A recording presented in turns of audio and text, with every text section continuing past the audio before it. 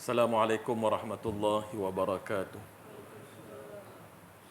Innal hamdalillah nahmaduhu wa nasta'inuhu wa nastahdihi wa nastaghfiruh wa na'udzu billahi min shururi anfusina wa min sayyiati a'malina.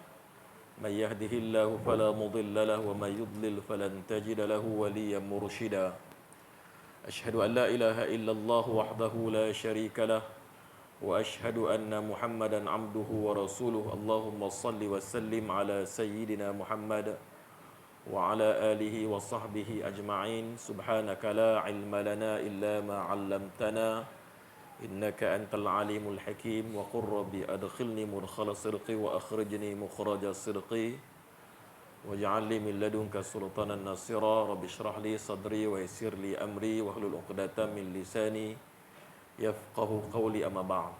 Berbagai Tuan Imam, Tuan Bilal, berbagai pengurusi serta jawatan kuasa masjid, para asatizah, para hadirin hadirat, muslimin muslimat yang dikasihi Allah Subhanahu wa taala sekalian, alhamdulillah, syukur dengan nikmatnya dapat sama-sama kita teruskan kehidupan pada hari ini.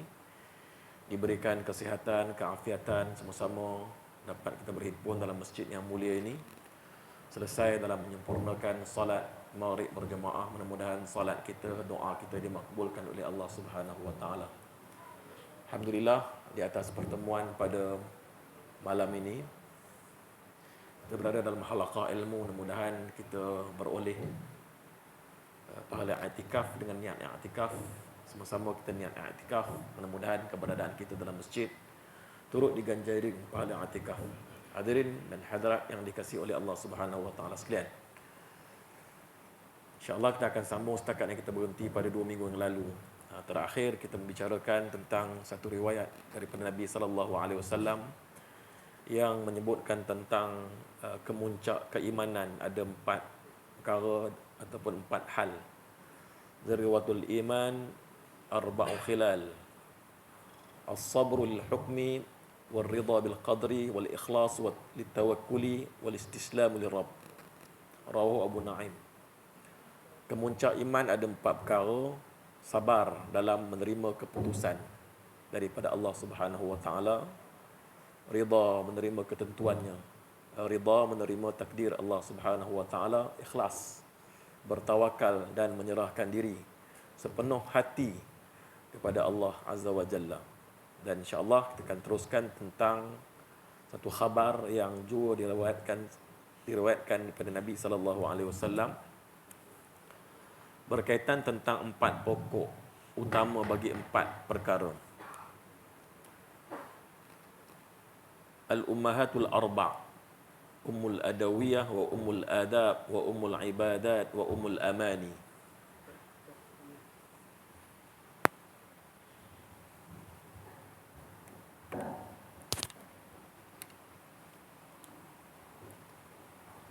Wa ummul adawiyati qillatul akl wa ummul adabi qillatul kalam wa ummul ibadati qillatul dhunub wa ummul amani as-sabr. Yang bermaksud ibu ataupun pokok ada 4 perkara, ada 4 macam.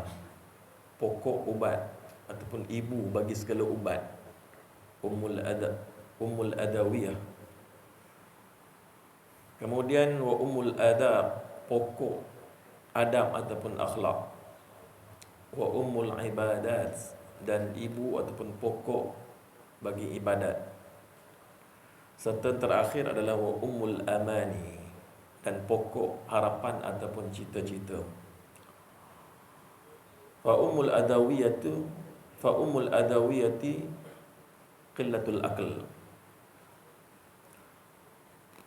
Ibu ataupun pokok bagi segala ubat adalah sedikit makan. Wa ummul adabi qillatul kalam, dan ibu bagi adab ataupun akhlak adalah sedikit bicara, kurang cakap. Wa ummul ibadat qillatul dhunub, dan ibu bagi segala ibadah iaitu sikit melakukan silap, dosa. Wa umul amani as-sabr. Dan pokok harapan ataupun cita-cita adalah sabar. Jadi yang pertama berkaitan tentang sedikit makan, qillatul akl. Sedikit makan menjadi pokok bagi segala ubat yang ia dianggap sebagai umul adawiyah. Kita maklum bahawa makan merupakan punca kepada penyakit. Salah makan maka menyebabkan tubuh badan kita akan ada kesan selepas daripada itu. Tambahan pula kalau kita telah pun berusia awal 30-an, penyakit dah mula berjinak-jinak, 40-an, 50-an, apatah lagi umur yang lebih daripada itu, tentunya ada makanan-makanan yang kita kena pantang. Kalau kita silap makan, mungkin akan menambahkan penyakit kita. Jadi itulah yang disebutkan sebagai pokok bagi segala ubat, kena kontrol makanan. Kerana berpunca daripada makan akan menyebabkan datangnya penyakit. Maka benarlah apa yang disebutkan sebagai makan ketika lapar dan berhenti sebelum kenyang. Kalau kita makan banyak, berlebih, terlampau kenyang, maka kita akan berasa malas, kita akan berasa lesu, kita akan berasa longlai, lemah, tidak bermaya. Dengan sebab itu kita akan jadi malas. Malas beribadat, malas bekerja, malas segala-galanya. Sebab apa? Sebab melayan nafsu makan. Dan dengan makan itu maka menyebabkan penyakit-penyakit akan datang. Salah makan menyebabkan penyakit-penyakit akan datang. Jadi orang yang berangin tak boleh makan, tak boleh makan apa sejenis buah-buahan atau makanan yang menyebabkan angin, nangka, cempedak dan sebagainya. Jadi itu antara kangkung, benda-benda yang menyebabkan berangin. Arnab pun boleh berangin dengan makan kangkung, apakah pula manusia, ya. Kucing pun kalau bagi silap makan dia berangin. Kambing bagi silap makan dia akan berangin. Itu juga dengan manusia. Maka ada benda yang kita tak boleh makan. Kalau kita makan juga, maka kita terimalah padanya.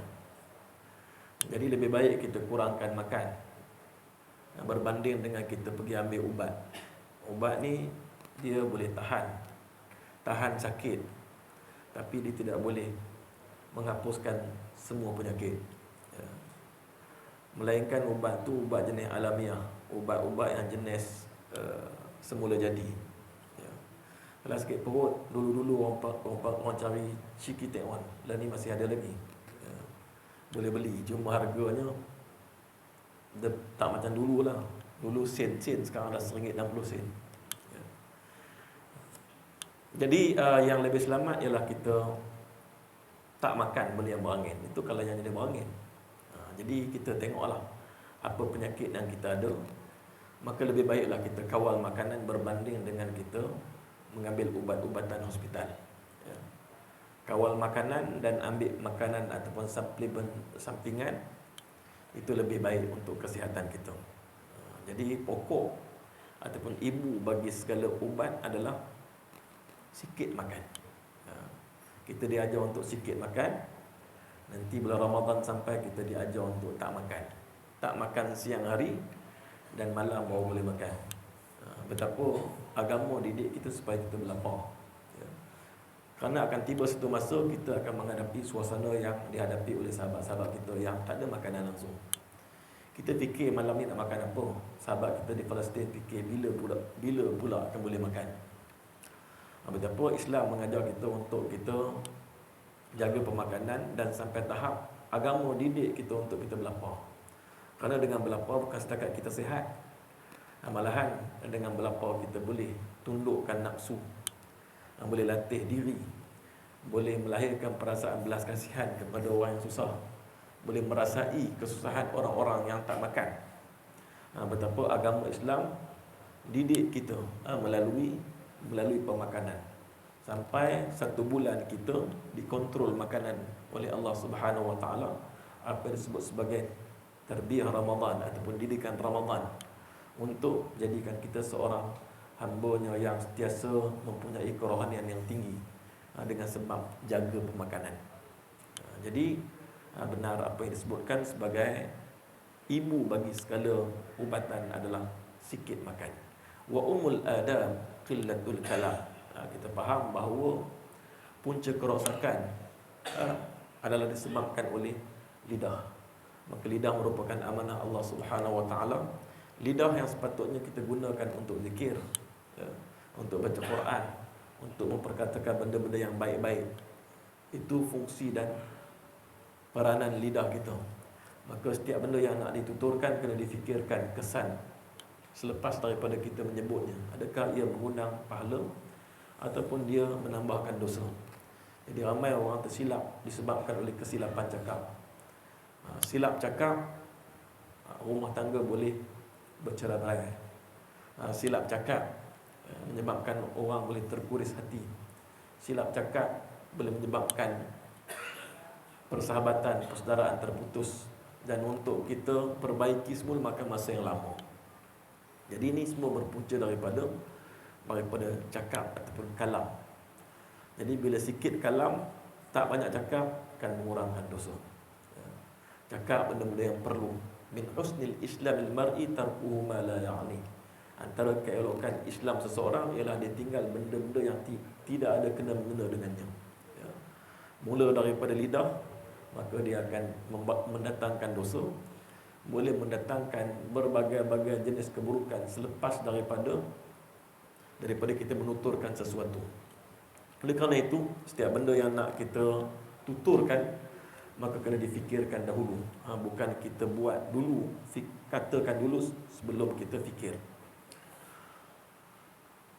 Jadi, ibu bagi segala peradaban adalah sikit cakap. Bila banyak cakap ni tentulah ada silapnya. Bila sedikit cakap, kita akan cakap benda-benda yang ada kena-mengena, benda-benda yang perlu saja. Jadi memang payah untuk kita kawal. Apatah lagi apabila kita jumpa kawan-kawan di kedai-kedai kopi, di pasar-pasar malam, jumpa geng-geng kita yang lama pada waktu itu, mungkin kita akan cakap apa saja. Kita akan cakap tanpa tapis. Dan mungkin cakap-cakap kita itu akan mengundang dosa, akan menambahkan dosa-dosa kita. Jadi dengan kurangnya cakap, maka di situ akan terbinanya bibit-bibit akhlak yang mulia. Kerana orang-orang yang berakhlak, orang-orang yang beradab, dia cukup berhati-hati dalam memperkatakan sesuatu. Wa ummul ibadat qillatul dzunub. Dan ibu bagi segala ibadat adalah sikit melakukan dosa. Jua lebih-lebih lagi adalah tidak melakukan dosa langsung. Memang payahlah untuk tak melakukan dosa langsung. Sebagai manusia biasa, kita terdedah dengan dosa dan pahala. Kita celak je mata, ada dosa dan pahala. Dihidangkan kepada kita dosa dan juga pahala. Ya. Jadi kita diajar bangun celak mata, alhamdulillah. Sebab apa? Sebab Allah bagi celak mata. Sebelum ni kita dimatikan seketika, Allah bagi celak mata, dapat kita melihat nikmat Allah, merasai nikmat Allah Subhanahu Wa Taala. Doa dengan doa selepas doa ketika bangun daripada tidur, doa masuk tandas, doa keluar tandas. Jadi semuanya kita diajar dengan doa supaya kita tak melakukan dosa. Wa ummul ibadat qillatuz dzunub. Ibu bagi segala ibadat adalah meninggalkan dosa. Tinggalkan dosa-dosa. Tak kira sama ada dosa-dosa kecil apatah lagi dosa-dosa besar. Wa ummul amani as-sabr. Dan ibu bagi segala cita-cita adalah sabar. Dalam kehidupan kita ni memang kita tak dapat lari daripada korban dan sabar. Pengorbanan dan kesabaran. Pengorbanan yang ditunjukkan kepada Nabi Ibrahim AS yang kita doakan kepada Nabi Ibrahim AS dan keluarganya yang merupakan bapa kepada seluruh nabi-nabi yang berkorban untuk kita, perjuangan untuk agama Allah Subhanahu wa taala hinggalah diwarisi oleh nabi-nabi selepasnya hinggalah Nabi Muhammad sallallahu alaihi wasallam. Jadi ajar dengan berkorban dan sabar. Dengan sabar maka kita boleh melakukan ketaatan kepada Allah Subhanahu wa taala. Nak melakukan taat perlukan kepada mujahadah dan kesabaran. Bukan senang untuk kita sampai ke masjid. Kalau tak sabar maka kita akan tak dapat berada dalam masjid pada malam ini, beriktikaf dan berada dalam majlis ilmu, mengorbankan masa kita untuk agama, mengorbankan masa kita untuk kebahagiaan kita yang kekal abadi di hari akhirat nanti. Jadi untuk kita mendapatkan kenikmatan hakiki di akhirat memerlukan kepada pengorbanan dunia. Korbankan benda yang kita sonok ataupun sukai. Manusia ni dia suka rehat, dia suka dengan kerehatan. Lebih baik kita duduk di rumah sambil tengok TV berbanding dengan kita duduk di masjid. Kalau kita fikirkan tentang seronok dan senang, tapi kita korbankan masa kita, kerana duduk kita di masjid adalah berpahala. Malaikat di sekeliling kita yang mendoakan kerahmatan dan keampunan untuk kita semua. Di samping kita dapat mendengar ayat-ayat Allah, hadis-hadis Nabi, pesanan-pesanan para ulama melalui apa yang kita bincangkan pada malam ini. Bis-sabri tanalu ma turid wa bit-taqwa yalinu lakal hadid. Dengan kesabaran engkau akan memperolehi apa-apa yang kamu kehendaki. Kalau tak sabar, kita akan dapat apa yang kita nak. Wa bit-taqwa yalinu lakal hadid. Dan dengan ketakwaan engkau dapat melunakkan besi.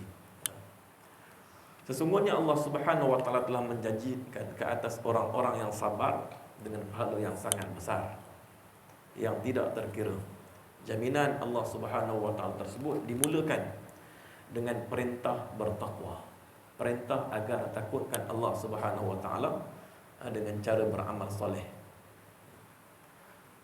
Qul ya ibadilladzina amanu taqu rabbakum lilladzina ahsanu fi hadhihi ad-dunya hasanah wa ardullahi wasi'ah innama yuwaffas sabiruna ajrahum bighairi hisab. Katakanlah wahai Muhammad akan firmanku ini kepada orang-orang yang berakal sempurna, wahai hamba-hambaku yang beriman, bertakwalah kepada Tuhan kamu. Ingatlah, orang-orang yang berbuat baik di dunia ini akan beroleh kebaikan yang sebenar di akhirat. Dan ingatlah, bumi Allah ini luas untuk berhijrah sekiranya kamu ditindas. Sesungguhnya orang-orang yang bersabar sahaja yang akan disempurnakan pahala mereka dengan tidak terkira. Jadi inilah kelebihan bagi mereka yang bersabar dengan setiap ujian yang ditempuhi. Jadi hidup kita merupakan ujian daripada Allah Subhanahu wa taala. Setiap hari ada teka-tekinya. Setiap hari kita kena menjawab akan teka-teki dunia. Hari ini ada teka-teki, besok lusa ada teka-teki.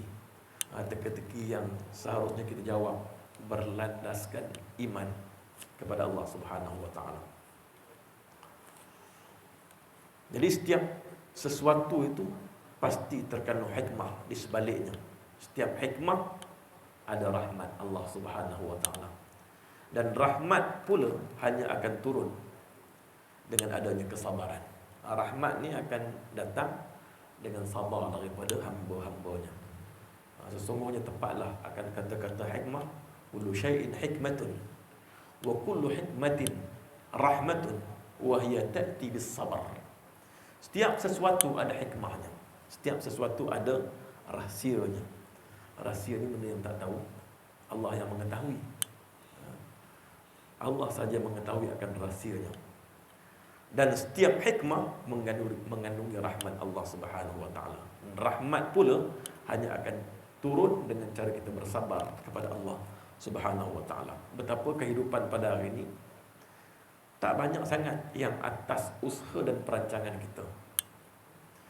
Kesemuanya atas perancangan Allah Subhanahu wa taala. Kita rancang macam lain, jadinya macam lain. Dan kita bersyukur dengan nikmat itu kerana hidup kita ni dirancang oleh Allah Subhanahu Wa Taala. Ya. Ada hikmah yang tersembunyi. Allah tak bagi mungkin apa yang kita nak, kerana apa yang kita nak itu mungkin tak baik untuk dunia akhirat kita. Tapi Allah bagi sesuatu yang mendatangkan kebaikan dunia akhirat kita. Kerana itulah kita sentiasa berdoa kepada Allah Subhanahu Wa Taala, Rabbana atina fid dunya hasanah wa fil akhirati hasanah wa qina azabannar. Minta agar Allah berikan kebaikan di dunia dan juga di akhirat, dan selamatkan kita, jauhkan kita daripada neraka Allah Subhanahu Wa Taala. Kemudian qala Ali bin Abi Thalib, arba'atun jawahira fil jismi bani Adam yuziluha arba'atu asya'. Ini berkaitan tentang 4 perbuatan yang akan merosakkan 4 permata. Ya. Arba'atun jawahira fi jismi bani Adam yuziluha arba'atu asya'. Ammal jawahiru fil aql wad din wal haya wal amal salih fal ghadabu yuzilul aql wal hasadu yuzilud din wat tama'u yuzilul haya wal ghibatu tuzilul amal salih. 4 jenis permata yang terdapat pada tubuh anak Adam, yang ianya akan hilang oleh 4 perkara. Adapun 4 permata ini adalah akal. Akal dianggap sebagai permata yang bernilai. Ya. Akal yang membezakan kita dengan haiwan. Ya. Kita dapat membezakan di antara yang baik dan yang buruk adalah akal. Ya. Agama juga merupakan antara permata yang cukup bernilai. Dengan agama hidup kita ada kualiti, hidup kita beroleh pahala di sisi Allah Subhanahu Wa Taala. Selamat hidup kita di dunia dan di akhirat disebabkan oleh agama. Maka agama merupakan nikmat yang tidak ternilai. Malu juga merupakan antara permata yang bernilai. Juga amal soleh yang merupakan permata. Ialah bekalan kita di hari akhirat yang nak kita bawa di hadapan Allah Subhanahu Wa Taala. Amal soleh yang kita lakukan, jadi itulah yang nak kita persembahkan kepada Allah Subhanahu Wa Taala, dan dia dianggap sebagai sesuatu yang bernilai untuk kita. Namun 4 permata ini akan hilang, akan rosak. Marah akan merosakkan akal ataupun akan menghilangkan akal. Marah ini akan menghilangkan akal. Sebab itulah marah ni, bagaimana dia boleh menghilangkan akal? Ya. Bagaimana marah ini dia merupakan antara pintu syaitan. Bila kita marah, layani marah, maka syaitan akan menguasai diri kita dan kita tak sadar apa yang kita lakukan. Ya. Disebabkan oleh kita layan marah, kita istighfar, kita tak sabar, maka kita akan melakukan sesuatu yang di luar batas, di luar jangkau, yang tak dapat kita fikir. Rumah tangga boleh bercerai-berai disebabkan oleh marah. Ya. Anak, isteri yang akan binasa, rosak disebabkan oleh marah. Terlampau melayani marah, maka bukan setakat anak, motor pun kena marah, kereta pun kena marah, benda-benda yang tak nyawa pun kena marah. Sebab apa? Sebab kita terlampau layan perasaan marah. Bila dilayani marah, maka syaitan akan masuk dalam urat saraf kita, maka dia akan menguasai dan kontrol kita, kita akan bertindak di luar batas. Sebab itulah hakim sendiri pun, kalau dia nak menjatuhkan hukuman, kita pun kalau sebagai seorang pemimpin, kita tak wajar untuk selesaikan masalah dalam keadaan kita sedang marah. Tunggu waktu reda, tunggu besok lusa. Sebab dibimbangi kita punya tindakan kita itu terkesan dengan marah kita, jadi tidak adil kita punya tindakan ataupun keputusan yang dibuat. Sebab apa? Sebab ada perasaan marah. Jadi marah ni dia akan menghilangkan sesuatu yang cukup berharga bagi kita, iaitu akal. Itu juga dengan hasad. Berkaitan tentang apa tu marah tadi, Allah Subhanahu Wa Taala berfirman, "Wasari'u ila maghfiratin min rabbikum Wa jannatin 'arduha as-samawati wal 'ardh u'iddat lil muttaqin alladhina yunfiquna fis sarra' wal dharra' wal kadhimin al ghaiz wal 'afina 'anil nas wallahu yuhibbul muhsinin. Dan segeralah kamu kepada mengerjakan amal-amal yang baik untuk kamu mendapat keampunan dari Tuhan kamu dan mendapat syurga yang bidangnya seluas segala langit dan bumi, yang akan disediakan bagi orang-orang yang bertakwa, yaitu orang-orang yang mendermakan hartanya pada masa senang ataupun susah. Ini orang-orang yang akan beroleh syurga Allah yang bidang luasnya langit dan bumi. Syurga yang Allah janjikan untuk kita, yaitu jika kita tergolong dalam golongan orang-orang yang membelanjakan hartanya baik senang ataupun susah, dan orang-orang yang menahan kemarahan. Wal kadhimin al ghaiz. Senang nak kawal marah kita. Kalau orang langgar belakang bonet kereta kita, bukan senang. Nak cool, nak sejukkan kita punya temperature. Kena dah, belanggar dah. Nak je kita tempeling, kita tambah lagi. Bergaduh pula di jalan raya. Tapi nak kena sabar. Nak sabar ni istighfar. Kalau sedang diri, duduk dulu. Duduk dulu, istighfar dulu, selawat dulu.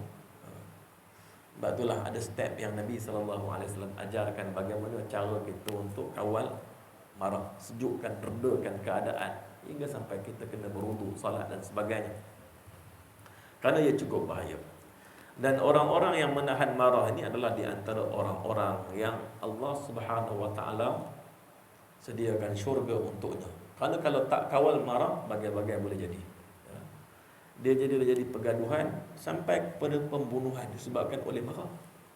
Wal 'afina 'anil nas, dan orang-orang yang memaafkan manusia yang lain. Wallahu yuhibbul muhsinin. Dan Allah kasih sangat orang-orang yang berbuat perkara-perkara yang baik. Inilah golongan-golongan yang Allah Taala akan sediakan syurga dan berikan keampunan kepada mereka. Dan berkaitan tentang marah, ini juga Nabi SAW pernah dalam satu riwayatnya daripada Rawah Baihaqi, ya Muawiyah, iyyaka wal ghadab fa innal ghadaba yufsidul iman kama yufsil sibr al asl. Wahai Muawiyah, jangan kamu marah-marah. Nabi SAW ni dia bersabda, tengok pada audiens, tengok pada siapa yang di hadapan dia. Ni Muawiyah. Okey, Muawiyah ni seorang yang pemarah. So dia kata jangan marah-marah, kerana kemarahan dapat merosak keimanan. Bila kamu marah, maka akan hilang sifat iman yang ada pada kamu. Kamu dah tak jadi orang beriman, sebab tindak tanduk selepas kamu marah itu adalah tindak tanduk yang bukan ciri-ciri orang yang beriman. Kamu akan kutuk, kamu akan maki, kamu akan hamun, kamu akan tumbuk, dan bagai-bagai benda yang di luar jangka kamu akan buat disebabkan oleh marah. Maka Nabi SAW pesan kepada Muawiyah, jangan marah. Kerana apa? Dia akan merosakkan keimanan, seperti jadam merosakkan madu. Jadam ni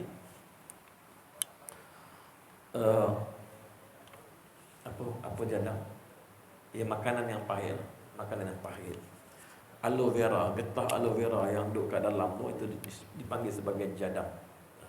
Jadam dia ubat, tapi dia kalau jatuh ke dalam madu akan rosak.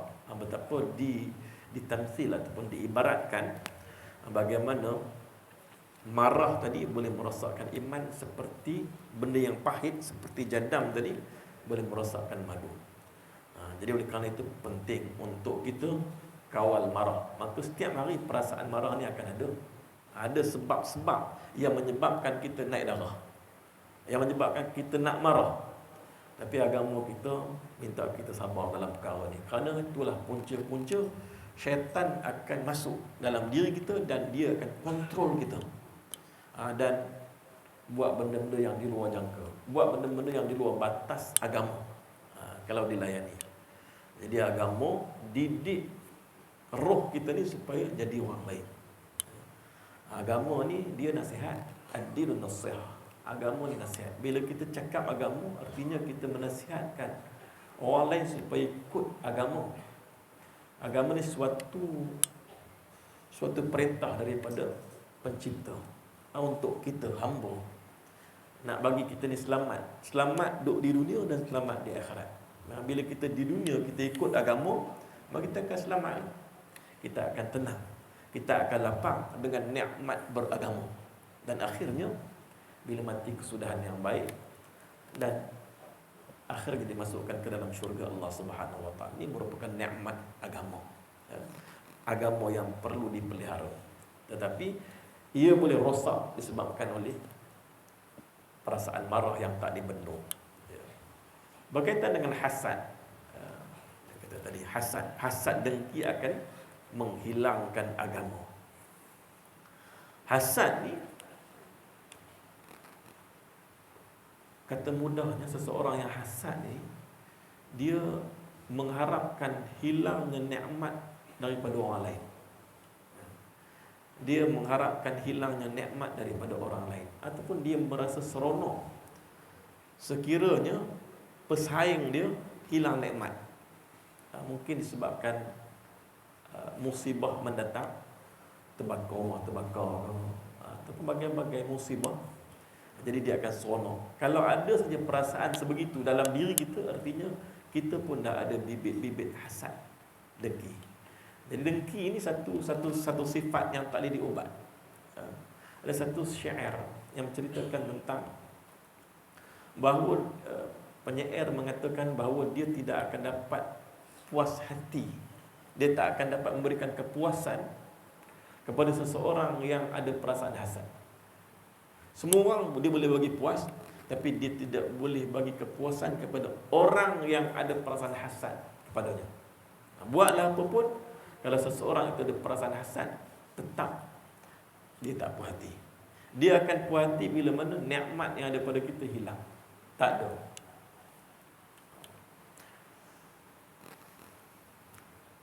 Dalam hadis yang lain, Nabi SAW menyatakan bahawa hasad dengki ini dapat menghilangkan segala amal kebaikan, seperti mana api memakan kayu bakar yang kering.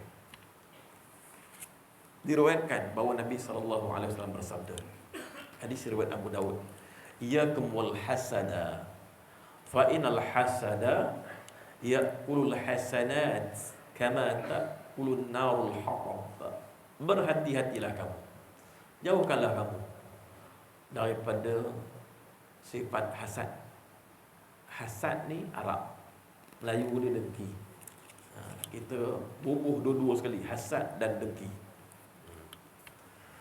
Kerana sesungguhnya kedengkian itu dapat melenyapkan kebaikan-kebaikan, sebagaimana api memakan kayu bakar. Kita lihat bagaimana agama didik kita ini bermula daripada hati, penjagaan hati. Sebab daripada hati ini akan terjelma sifat perbuatan. Jadi nak didik hati ini dia dengan amal soleh, dengan melaksanakan perkara-perkara rukun dalam agama. Itu merupakan tunggal solat, puasa, zakat, haji, sedekah sunat, yang sunat, yang wajib dan diikuti dengan yang sunat. Atas tujuan untuk menjaga ruh, jaga hati. Hati yang baik akan menzahirkan sifat yang baik. Hati yang buruk dia akan menzahirkan wajah yang buruk, sifat yang buruk. Jadi Islam didik manusia bermula daripada hati. Jadi untuk mengenal pasti kekurangan diri ini, orang tak bagi tahu kita, segan orang nak bagi kita tentang kecacatan dan kelemahan kita. Biarlah kita sendiri yang tahu kelemahan kita. Kita akan tahu kelemahan kita bila mana kita datang ke majlis ilmu seumpama yang kita hadir pada malam ini. Kita akan fikir, kita akan merenung, kita memperuntukkan masa untuk membangunkan diri, supaya kita lebih hebat daripada yang sebelum ini, lebih berkualiti amalannya. Jadi kualiti amalan ini dia ada kaitan dengan hati, kejernihan hati. Dia ada kesan, dia ada hubung kait. Ikhlas pun daripada hati. Jadi diselesaikan dulu masalah-masalah hati yang ada pada diri, barulah seorang itu menjadi orang yang hebat di sisi Allah Subhanahu wa taala. Dalam Bahr Mutaqarrab, seorang penyair menyatakan, ala qul liman bata li hasida atadri ala man asaqta al adaba asaqta ala Allah fi fi'lihi idza anta lam tarda li ma wahab fajazaka rabbi bi an zadani wasadda alaika wujuhat talab. Aduhai, dia kata, katakan kepada orang yang dengki kepadaku, aduhai, katakan kepada orang yang dengki kepadaku, tahukah kamu kepada siapa sesungguhnya engkau bersikap jahat? Kamu buat jahat pada siapa? Kamu telah berbuat jahat kepada Allah terhadap takdirnya. Ketika kamu tidak senang melihat nikmat yang diberikan kepadaku, maka Tuhanku lah yang membalasmu dengan cara menambah kenikmatan kepadaku dan menutup seluruh jalanmu, jalan kejayaanmu. Jadi ini kita katakan keluhan seseorang penyair ini kepada orang yang telah ada perasaan hasad pada dia. Jadi keluhan dia. Jadi yang kau hasad tu, kau buat jahat pada siapa? Buat jahat pada pencipta. Tak dapat apa-apa. Sebaliknya Allah yang menambahkan nikmat kepadaku dengan aku sabar. Dan Allah akan tutupkan peluang untuk kamu dengan sifat dengki yang ada pada kamu. Jadi inilah manusia memang dia bagai-bagai sifat. Ada kadang-kadang kita ada sifat dengki, orang lain ada sifat yang lain. Dia masing-masing ada cabaran. Jadi Allah minta kita menyelesaikan masalah-masalah dalaman kita itu supaya apa? Supaya hati kita bersih. Hati kita bila kita tengok seseorang tak nampak akan kelemahannya. Sebaliknya bila melihat seseorang nampak akan kekuatan dan kehebatannya. Ya. Kalau kita tengok orang daripada jauh, nampak kekurangan dia dulu, dibimbangi, takut-takut ada sesuatu yang tak kena dalam hati kita. Tapi kalau kita tengok seseorang tu, tak nampak akan kelemahan, tetapi nampak kehebatan dia dulu.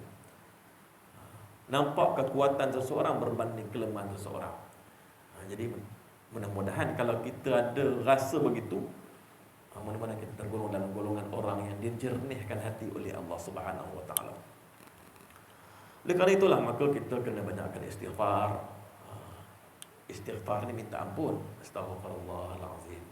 Astaghfirullah. Dosa-dosa hati ni kadang tak semena-mena rasa benci pada seorang. Benci ya.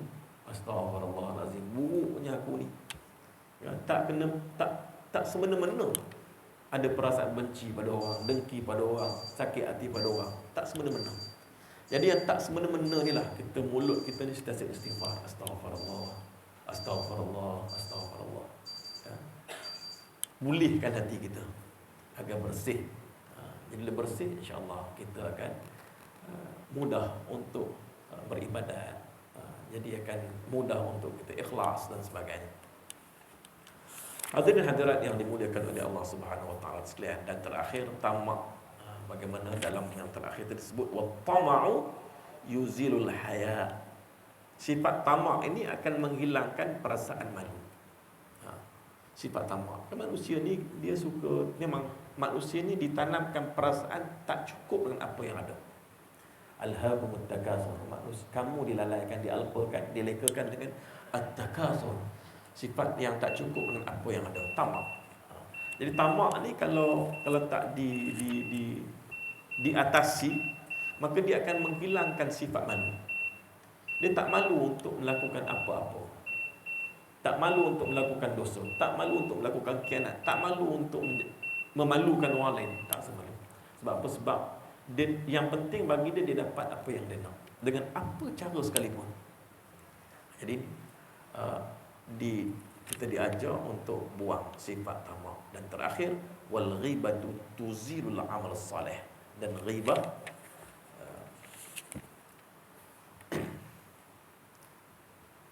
mengumpat, dia akan menyebabkan terhapusnya, hilangnya amal saleh yang kita lakukan. Umpatan, ungkit kita mengungkitkan jasa-jasa yang lalu. Kalau aku tak tolong, tak ada, bahaya. Ungkitan-ungkitan ini boleh menyebabkan amal baik kita itu tak diberi pahala. Dia ibarat debu-debu yang berterbangan. Kenapa? Kerana ungkitan terhadap kebaikan-kebaikan yang pernah dilakukan. Hadirin yang dimuliakan oleh Allah Subhanahu Wa Taala sekalian. Habis berkaitan tentang kata-kata Sayyidina Ali bin Abi Talib yang menyebut tentang 4 perbuatan yang merosakkan 4 perkara. 4 perbuatan yang merosakkan 4 perkara. Saya ulang balik sebagai pengukuhan. 4 permata itu adalah akal, agama, malu dan amal soleh. Marah akan menghilangkan akal, hasad dengki akan menghilangkan agama, tamak akan menghilangkan malu, dan mengumpat akan menghilangkan amal soleh. Mudah-mudahan perkongsian pada malam ni ada manfaat untuk saya khasnya yang bercakap, dan dapat kita kongsikan kepada anak-anak kita, cucu-cucu kita, saudara mara kita, dan siapa saja kita jumpa. Sembang yang menambahkan pahala, sembang yang menasihatkan orang lain, insya-Allah. Qul qouli hadza astaghfirullahal azim li wa lakum. Assalamualaikum warahmatullahi wabarakatuh. Bismillahirrahmanirrahim. Allahumma zidna ilma warzuqna fahma. Allahumma zidna ilma warzuqna fahma. Allahumma zidna ilma warzuqna fahma bi rahmatika ya arhamar rahimin. Alhamdulillahirabbil alamin. Rabbana